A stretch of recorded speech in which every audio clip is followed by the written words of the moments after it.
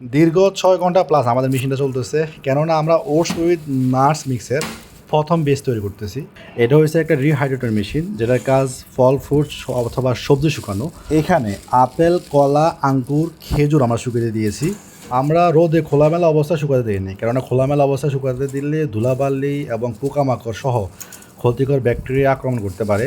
এতে পুষ্টি গুণ কমে যাওয়ার মতো একাধিক গুরুতর স্বাস্থ্যঝুঁকি সমস্যা হতে পারে। যেহেতু পুষ্টিজনের ভীষণ সুস্বাস্থ্য নিশ্চিত করা, সেহেতু কোয়ালিটিতে কম্প্রোমাইজ না। এখানে খেজুর এবং কিশমিশগুলা একটা একটা করে বাছাই করে ডাঁটাগুলো আলাদা করা হয়েছে এবং নষ্ট খেজুর বা কিশমিশগুলা ফেলে ধুয়ে আবার রিহাইড্রেট করতে দেওয়া হয়েছে। তো আপনারা যদি নিরাপদ খাদ্য এবং শতভাগ প্রাকৃতিক উপাদান দিয়ে তৈরিকৃত প্রোটিন এবং পুষ্টি সমৃদ্ধ খাবার চান, তাহলে আমাদের প্রোফাইল ঘুরে আসতে পারেন। আমাদের লক্ষ্য ভেজাল খাদ্য বাজারে নিরাপদ খাদ্য পৌঁছে দেওয়া।